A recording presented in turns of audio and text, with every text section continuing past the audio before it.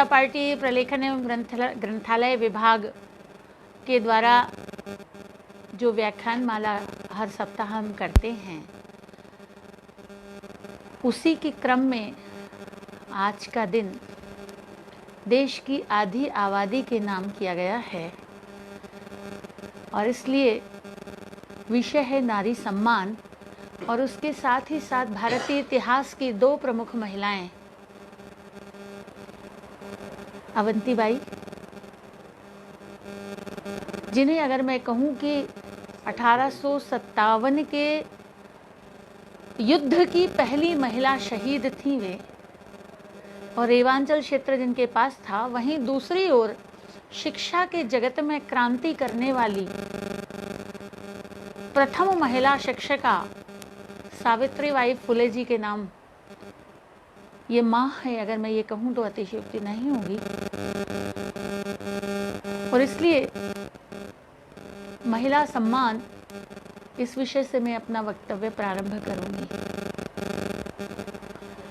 विश्व में एकमात्र मेरा देश ऐसा देश है जिसे भारत माता कहा जाता है, और न केवल भारत माता कहा जाता है बल्कि इसे हम कार्य व्यवहार में अगर बात करते हैं तो हमारे वेद भी कहते हैं, माता भूमि पुत्रो हम पृथिव्या, ये धरती मेरी माँ है और मैं इसका पुत्र हूँ। इसलिए हमने इसे जमीन का टुकड़ा नहीं मांगा, भूमि का टुकड़ा नहीं माना। और जब ये व्यवहार किया तो हमने कहा, समुद्र वसने देवी पर्वत स्नर मंडले विष्णु पत्नी नमस्तुभ्यम पादस्पर्शम क्षमस्व में। हे धरती माँ, मैं आपके ऊपर अपना पैर रखता हूँ, इसलिए मुझे क्षमा करिएगा। इस भाव के साथ इस देश के बेटे और बेटियों का संस्कार माँ और पुत्र और माँ और पुत्री का जुड़ा हुआ है। तो फिर हमने केवल धरती को, हमने केवल पृथ्वी को, हमने केवल भारतवर्ष को माँ नहीं कहा। तो जब मेरी माँ के आंचल में दूध सूख गया, जिस माँ ने मुझे दूध पिलाया, वो फिर पशु कैसे हो सकती है? तो हमने गौ माता के दर्शन किए। जो जल से जीवन देती है वो नदी कैसे हो सकती है? तो हमने उसमें गंगा मैया, नर्मदा मैया, यमुना मैया जैसी माँओं के दर्शन किए। हमने प्रकृति को भी माँ के रूप में देखा। तो फिर तुलसी पौधा कैसे हो सकता है? हमने कहा तुलसी माता। बात ग्रंथों की आई तो हमने गीता माता के दर्शन किए। बात शब्दों की आई तो हमने गायत्री माता के दर्शन किए। यत्र नार्यस्तु पूज्यन्ते रमन्ते तत्र देवता जैसे वाक्य भारत की संस्कृति में मातृ शक्ति को सम्मानित करने के लिए उपयोग किए गए। पर इसका मतलब ये कदापि नहीं था कि वो कहीं उपहार दिया गया हो, नहीं। भारत की स्त्री ने, भारत की मातृ शक्ति ने कहीं ना कहीं भारत के इतिहास पर, भारत के विविध क्षेत्रों पर अपने हस्ताक्षर किए थे। वो अपनी भूमिका के कारण थे, वो अपनी वीरता के कारण थे, वो अपनी विद्वत्ता के कारण थे। और इसलिए युद्ध के मैदान में महारानी कैकेयी यदि अपने उंगली लगाकर, धुरा बचाकर महाराज दशरथ को देवासुर के संग्राम में विजय दिलाती हैं, तो फिर हम कैसे भूल सकते हैं खूब लड़ी मर्दानी वह तो झांसी वाली रानी को। 23 वर्ष की उम्र में विपरीत परिस्थितियां जिसके सामने थी, लेकिन उन परिस्थितियों में मेरे जैसी या एक आम बहन होती तो शायद 6 महीने आंसू नहीं पूछते। लेकिन पति की मृत्यु, नन्हा शिशु गोद में और झांसी पुकार रही, जब ये दोनों चीजें थी तो कर्तव्य को हाथ में और ममता को पीठ पर लेकर घोड़े की बांग दांत में दबाकर 1200 फिरंगियों के नरमुंडों से भारत माता का किसी ने अभिषेक किया था, तो वो थी झांसी की रानी। तब हम कहते हैं कि खूब लड़ी मर्दानी वो तो झांसी वाली रानी थी। अगर शास्त्रार्थ की बात करूं तो मंडन मिश्र और शंकराचार्य जी के बीच में शास्त्रार्थ का निर्णय करने की भूमिका भारती को दी गई थी। गार्गेयी और मैत्रेयी जैसी बहनों ने विद्वत्ता के क्षेत्र में अपनी पताका फहराई। और फिर हम, अगर मैं मदालसा के नाम की चर्चा ना करूं तो शायद बहुत कुछ अधूरा रह जाएगा कि इस भारत को कैसी संतान देना, और वो मैं दे सकती हूं, इस बात की घोषणा अगर किसी ने की थी तो वो बहन हमारी मदालसा थी। 5 पुत्र हो गए, 5 योगी हो गए। पति राजा हैं, पति को चिंता हुई, क्या होगा मेरे राज्य का, कौन संभालेगा मेरे बाद। पति को चिंता में देखा तो उस रथ की दूसरी पहिए के रूप में जिसकी भूमिका थी, उन्होंने कहा स्वामी आप चिंता मत करो, आपका छठवां बेटा राजा हो जाएगा। बहुत आश्चर्य में थे पति कि ऐसा कैसे हो सकता है। मदालसा ने कहा यह संभव है, क्योंकि जब मैंने अपने 5 पुत्रों का लालन पालन किया था तो गोद में दूध पिलाते हुए उन्हें सिखाया था, शुद्धोषी बुद्धोषी निरंजनोषी संसार माया परिवर्जतोषी। तो वो संतान कैसे सांसारिक जीवन में रह सकती है स्वामी, उससे तो योगी होना ही था। लेकिन आपको यदि मेरा अगला पुत्र राजा चाहिए तो उसे राजा बनाने की क्षमता भी इस मां में है। और वहीं से तो हमारे 16 संस्कारों का प्रतिपादन हुआ था, उनकी महत्ता का प्रतिपादन हुआ था, जहां हमने ये बताया कि गर्भ में रहकर जो संस्कार इस नन्ही शिशु को दिए जाते हैं, वो संस्कार उसके भावी जीवन में कहीं ना कहीं प्रस्फुटित होते हैं। अभिमन्यु की कथा हम सब बहुत अच्छे से जानते हैं। यही भारत की आधी आबादी जो उंगलियों पर तिथियां बताती थी, जो घर का पूरा संचालन करती थी, जब मुगल आए तो बहुत सारे पर्दों के पीछे छुपा दी गई। कभी लाज शर्म में, कभी वो पर्दा उसके रक्षा कवच बना। और तभी इस देश में घर में शौचालयों की व्यवस्था शुरू हुई। वरना अगर आप देखेंगे तो इसके पहले कभी घर में शौचालय नहीं हुआ करते थे। शौचालयों के लिए खेत निर्धारित थे, लेकिन जब मुगल आए, आतंकवादी आतताई के रूप में वे आए, एक हाथ में कुरान और एक हाथ में तलवार लेकर आए, इस देश का वैभव को लूटा, इस देश की धन और संपत्ति को लूटा, तो पत्नियां लेकर नहीं आए थे। तो हमारी माँ बहनों को जहां वे लूट लेते थे, जहां वे जीत जाते थे, उनको ले जाकर अपने हरम में छुपा देते थे। फिर उन बहनों की दिन भर की दिनचर्या तो हो सकती है, लेकिन बाहर जाने की व्यवस्था क्या हो। और वहीं से शुरुआत हुई घरों के शौचालयों की। लेकिन इन घर के शौचालय को साफ कौन करेगा? तो साफ वो हिंदू करेगा जो कट्टर हिंदू था, जो ब्राह्मण था, जो ठाकुर था, जिसने संकल्प लिया कि कुछ भी कर लो मैं मुगल नहीं बनूंगा। उससे वो शौचालय साफ कराए गए। और यहां से बहुत सारी चीजें, बहुत सारी चेतना की वो आग के ऊपर वो राख जम गई, जिसके कारण कवियों को भी लिखना पड़ा, नारी जीवन यही तुम्हारी यही कहानी, आंचल में है दूध और आंखों में पानी। जो नारी कल तक टिकती थी, नारी बनकर लिखो नहीं तुम कहानी, या तो झांसी रानी बन, जीजा माता बनना, या झांसी की रानी। ये जो परिवर्तन था, ये कालांतर का परिवर्तन था, जहां आदि आबादी अपनी भूमिकाएं भूल गई। और फिर शुरू हुए एक वो युग भी शुरू हुआ जहां परंपराओं के नाम पर स्वस्थ चीजें चलती थी, वहां रूढ़ियां भी शुरू हुई कि कभी किसी परिस्थिति में कोई निर्णय लिया गया होगा और वो निर्णय परंपरा के नाम पर, रूढ़ी के नाम पर आगे बढ़ा दिया गया। और कहीं ना कहीं भारत की स्त्री के साथ वो युग भी शुरू हुआ जब उसके साथ अत्याचार किए गए, जब उसके साथ बाल विवाह जैसी कुरीति भी उसके साथ की गई। वरना भारत की स्त्रियों को तो स्वयंवर का अधिकार था। वो 5 और 6 वर्ष की बेटी विवाह कर दी जाती थी। क्यों? इस डर से कि उस बेटी के साथ कोई अनहोनी ना हो जाए। किसी के पति की मृत्यु हो जाती थी तो उसे पति के साथ जलाने की स्थिति, सती प्रथा जिसके नाम पर वो रूढ़ी भी कहीं है। लेकिन समय के साथ वे समाज के जागरूककर्ता भी आए, जिन्होंने इन रूढ़ियों को दूर करने का भी प्रयास किया। लेकिन आज क्या कारण है कि जिस समाज में रानी लक्ष्मीबाई हुई, जिस समाज में मदालसा हुई, जिस समाज में कैकई हुई, गार्गी हुई, मैत्रेयी हुई, कल्पना चावला हुई, भारत की स्त्रियों की बात करूं तो मैं एक लंबी फहरिस्त है, वही समाज। उसी समाज के अंदर वो नन्हा शिशु जब किसी माँ के गर्भ में आता है तो वो सहज में अपनी माँ से प्रश्न करता है, माँ तेरे हाड़ मांस से बना हुआ हूं ना मैं, तेरे शरीर का अंग हूं माँ, मैं नहीं जानता कि मेरा पिता कौन है। जिससे तुम परिचय करा दोगी ये मेरा पिता है, वो मेरा पिता होगा। जिन रिश्तों से तुम परिचय कराओगी वो मेरे रिश्तेदार होंगे माँ। लेकिन भारत की स्त्री के सामने एक बहुत बड़ा प्रश्न चिन्ह बनकर खड़ा हुआ है कि क्या कारण है तेरे हाड़ मांस से बना हुआ वो कोरी किताब, वो तेरे हाड़ मांस का लोथड़ा जिसने एक शिशु का स्वरूप दे दिया, वो बड़ा होकर किसी चौराहे पर किसी तेरे जैसी को अपमानित करता है।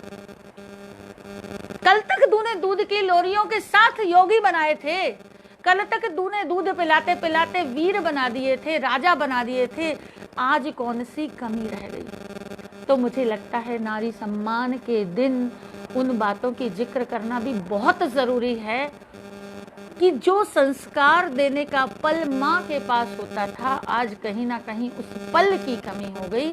और वो पल हमने कर दिया इंटरनेट के नाम, वो पल हमने कर दिया टीवी के नाम, वो पल हमने कर दिया व्यस्तता के नाम, वो पल हमने कर दिया बाई के नाम। हमने वो चीजें भी सुनी है कि माँ आने में देर हो गई और दूध अगर दाई ने पिला दिया तो माँ ने वो दूध उगलवा दिया था। यह भी हमारी परंपरा थी। और आज हम पूरा दिन बाइयों के भरोसे बच्चों को छोड़कर चले जाते हैं। तो फिर परिस्थितियों में परिवर्तन तो स्वाभाविक रूप से आना है। मुझे लगता है कि जब कभी हम किसी भी विषय पर बात करने निकलें तो कहीं ना कहीं उसमें से कुछ ऐसा मक्खन भी निकलना चाहिए जो हम समाज को दे पाएं, तब हम इस विचार की सार्थकता कर सकते हैं। और इसलिए आज जब हम नारी सम्मान की बात कर रहे हैं तो हमें ये कहने में भी गुरेज नहीं होना चाहिए कि आज भारत की स्त्री बहनों की स्थिति क्या है। आज बेटियों का सड़क पे चलना दूभर क्यों हो रहा है, वो सारी चीज़ों की चिंतन का भी विषय है। और मुझे लगता है इसके लिए एक दिन अलग से निर्धारित होना ही चाहिए, क्योंकि ये बहुत छोटा विषय नहीं है। और ये विषय जब भी हम रखें तो भाई साहब मेरा निवेदन होगा कि उसमें श्रोताओं में कम से कम आधी आबादी की भी भागीदारी हमें सुनिश्चित करनी पड़ेगी। क्योंकि जब हम किसी विषय पर बातचीत करते हैं तो उसमें से कुछ ऐसा निकले जिसका प्रतिफल बाहर जाकर के किसी रूप में परिणित हो। आज मेरी जिम्मेदारी रानी अवंतीबाई के ऊपर प्रकाश डालने की भी थी। भारतीय वीरांगनाओं का इतिहास जितना विस्तृत है और उनके कार्य जितने बड़े हैं, एक साधारण व्यक्ति उनके जीवन पर प्रकाश नहीं डाल सकता। लेकिन फिर भी यदि उनके जीवन चरित्र को हम अपनी छोटी मोटी टूटी फूटी भाषा में याद भी ना करें तो फिर इतिहास को हम कैसे समझेंगे और कैसे सीखेंगे। उसी क्रम में आज रानी अवंतीबाई का जो विषय है वो मैं रख रही हूँ। मुझे याद है कि जब हम दुर्गा वाहिनी में काम करते थे तो एक गीत गाते थे, दुर्गावती जब रण में निकली हाथों में थी तलवारें दो, धरती कांपी आकाश हिला, जब हिलने लगी तलवारें दो। ये दुर्गावती अगर जबलपुर की रानी थी तो रानी अवंतीबाई रामगढ़ की महारानी थी। 16 मई 1831 को सिवनी के मनकेड़ी नामक स्थान में इनका जन्म हुआ। और बहुत सारा विस्तार इनके बचपन का नहीं मिलता, लेकिन कहते हैं कि पूत के पांव तो पालने में दिखते हैं ना, तो निश्चित रूप से उनका जो बचपन है वो प्रभावी संरक्षण और प्रशिक्षण में बीता होगा। तभी उन्होंने विक्रमादित्य सिंह जो उनके पति थे, जिनके बारे में ये कहा जाता था कि वो अपनी मस्ती में रहते थे और उसी मस्ती के कारण अंग्रेजों ने उन्हें पागल घोषित कर दिया था। उन विक्रमादित्य सिंह जी का पूरा राजकाज महारानी अवंतीबाई ही देखती थी। लेकिन कोई चीज पति के रहते हुए देखना अलग विषय होता है। तब पति राजा थे और वे भूमिका में थी, वो सब देखा करती। परंतु जैसे ही अंग्रेजों ने पति को पागल घोषित किया तो जैसा हम जानते हैं, अभी आदरणीय भाई साहब ने भी बहुत सारी चर्चा इस विषय में की थी और मैकाले का उल्लेख भी किया था, वैसे ही मैकाले की तरह ही अंग्रेजी शासन में बहुत सारे ऐसे लोग थे जो इसी विषय की रणनीति बनाते थे कि भारत के राज्य में ब्रिटिश साम्राज्य का विस्तार कैसे किया जाए और उसमें कौन कौन सी चाल सम्मिलित की जाए। और उसी चाल में एक चाल यह भी जो सम्मिलित की गई थी वो रानी अवंतीबाई के साथ की गई थी कि उनके पति पागल घोषित कर दिए गए, और इसलिए जब उनके जो बेटे थे, वो 2 बेटे थे, अमान सिंह और शेर सिंह, ये दोनों नाबालिग थे और इसलिए उन्हें उत्तराधिकारी नहीं माना गया और रियासत को कोर्ट ऑफ वार्ड्स घोषित कर दिया गया और वहां प्रशासक नियुक्त कर दिया गया। अब जब प्रशासक नियुक्त हो जाता है तो उसके बाद फिर रानी को, रानी के परिवार को और सारी प्रजा को उस प्रशासक के हिसाब से ही सारा बात और व्यवहार करना था। लेकिन अवंतीबाई को ये बात पसंद नहीं आई और उन्होंने उस प्रशासक को बाहर करके विद्रोह कर दिया और अंग्रेजों के विरुद्ध युद्ध की घोषणा कर दी। लेकिन रानी का साम्राज्य, रानी की शक्तियां तो सीमित थी, फिर कैसे युद्ध करें? और इसलिए युद्ध में फिर उन तकनीकों को उन्होंने रास्ता बनाया, उन्होंने माध्यम बनाया, वो हरकारे, जिनके माध्यम से हरकारों को संदेश लेकर आसपास के राज्यों में भेजा गया, पत्र लेकर भेजा गया। और वो पत्र का अगर मूल मजमून पढ़ूं तो उसमें यह भाषा लिखी थी कि यदि भारत माता हमारी वंदनी बनाई गई है, उस वंदनी भारत माता के प्रति आप अपना कुछ भी कर्तव्य समझते हैं तो अंग्रेजों के विरुद्ध तलवार उठाइए और युद्ध में कूद पड़िए, अन्यथा ये चूड़ियां पहनकर अपने घरों में छिपे रहिए। यानी हरकारों के साथ पत्र और चूड़ियां उन्होंने भेजी थी। आप उस सीन की कल्पना कीजिए कि किसी राजा के पास चूड़ी और पत्र जा रहा है। यानी नारीत्व ने पौरुष को उस समय ललकारा था। चूड़ी वाले हाथों ने तलवार धारण करने वाले हाथों को प्रेरणा दी थी, उनको उकसाया था। और इतिहास ये भी कहता है कि एक कोमलांगी ने मूछ वालों को प्रेरित किया था कि आज तुम्हारी मूछ का सवाल है। जिन बहनों के, जिन नरेशों के पास वो चूड़ियां पहुंची थी और वो संदेश पहुंचता था, उस संदेश और चूड़ियों के कारण उनके हाथों में तलवार की मूठें पहुंच गई।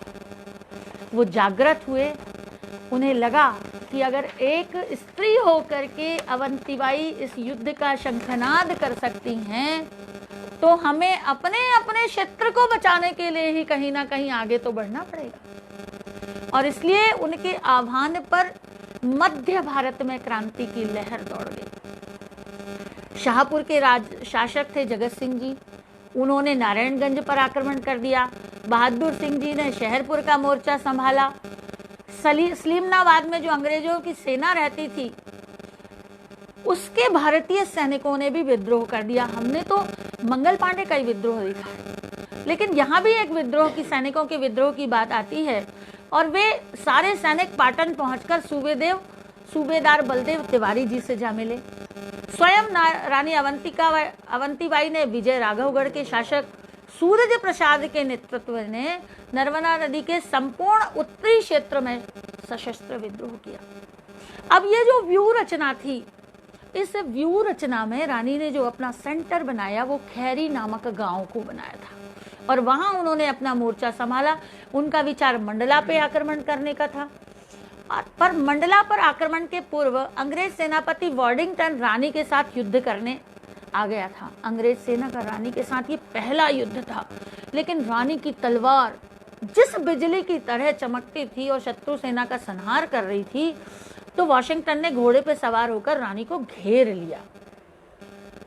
ऐसा कहते हैं कि रानी ने अपना एक भरपूर प्रहार पूरी ताकत के साथ वाशिंगटन के ऊपर दे मारा, जिससे उस समय रानी ने अंग्रेज सेनापति पर अपना हाथ छोड़ा था। उसी समय रानी का घोड़ा एक कदम आगे बढ़ गया था। रानी का वार इतना जोरदार था कि वाशिंगटन के घोड़े की गर्दन जमीन पर गिर गई और कटी हुई गर्दन को देख करके वॉडिंगटन नीचे कूद पड़ा और रानी को पीठ दिखाकर भीड़ में खो गया। ये शौर्य जो उनका था, ये जो वीरता उनकी थी, लेकिन वॉडिंगटन को इस बात के कारण मन में ये कसक रह गई कि एक स्त्री से मैं पराजित हो गया। फिर उसने तैयारी की और रामगढ़ में आके घेर लिया। एक और उनकी विशाल सेना थी, दूसरी ओर रानी के पास मुट्ठी भर सैनिक थे, लेकिन दोनों तरफ से जब लड़ाइयां हुई तो कहीं ना कहीं वॉडिंगटन भारी पड़े और उन्होंने विजय राघवगढ़ पर जाकर के अपना अधिकार जमा लिया। फिर उन्होंने पाटन, संग्रामपुर, सलीमनाबाद, नारायणगंज और घुघरी के क्षेत्रों पर कब्जा कर लिया और इसके बाद वो रामगढ़ पहुंचा, जिस राजधानी को रानी पहले ही खाली करके चली गई। वॉडिंगटन को लगा था कि शायद रानी उस रामगढ़ में छिपी है। उन्होंने कहा कि अगर ये पूरी खाली है और कहीं छिपी हो, अगर केवल अकेली रानी छिपी है तो उसमें आग लगा दी जाए। और रामगढ़ में आग लगा दी गई, लेकिन वहां रानी होती तो मिलती ना।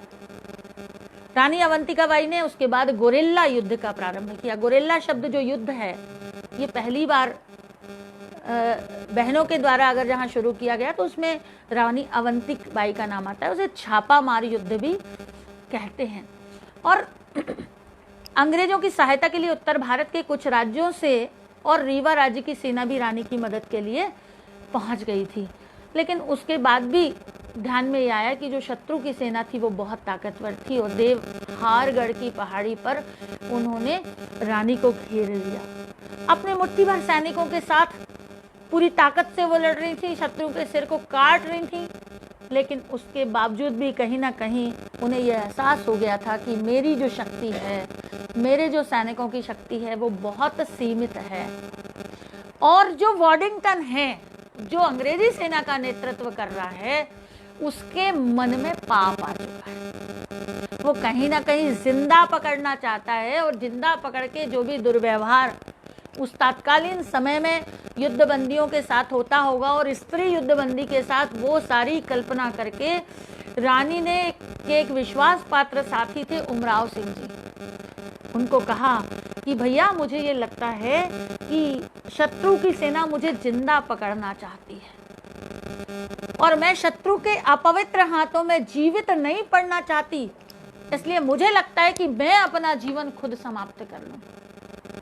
उस समय उमराव सिंह जी ने रानी को कहा कि बहन, पहले अपने भाई की तलवार की ताकत तो देख लो,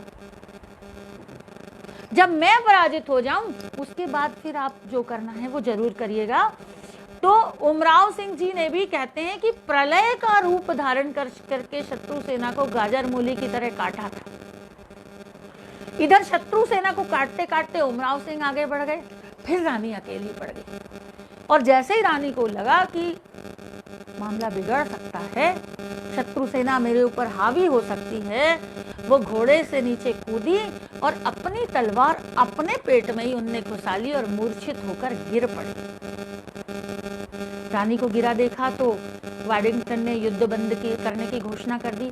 रानी के पास आया, वहां पानी वानी पिलाकर उन्हें होश में लाने का प्रयास किया और फिर रानी से ये उन्हें सलाम भी किया उन्होंने और पूछा कि आपके सहयोगी कौन कौन है। ये जानने की उनसे कोशिश की तो रानी ने कहा कि इस युद्ध के लिए मैं केवल अकेली जिम्मेदार हूँ। और हरिओम का नाद करके वो वीरांगना 20 मार्च 1858 को अपना बलिदान दे गई। कहते हैं कि भारतीय स्वतंत्रता संग्राम की पहली महिला शहीद अगर कोई थी तो वो रानी अवंतीबाई। ये लोधी समाज से थी और आज भी हम देखते हैं कि अवंतीबाई की जन्म जयंती को, अवंतीबाई के बलिदान दिवस को आज बहुत गौरव के साथ मनाया जाता है। ऐसी बेटियों ने और ऐसी लाखों बेटियों ने भारत की आज़ादी में अपने प्राणों की आहुति दी है, जिसके कारण आज हम इस सुरक्षित वातावरण में सांस ले पा रहे हैं। कल वो देश के लिए मरी, लेकिन आज इस देश के लिए हमें जिम्मेदारी पूर्वक अपने नागरिक कर्तव्यों को निर्वहन करते हुए जीने की आवश्यकता है। मुझे लगता है आज के इस अवसर पर जब हम उन्हें श्रद्धांजलि देने के लिए समर्पित हुए हैं, अगर ये संकल्प करेंगे तो सार्थकता होगी आज के दिन की।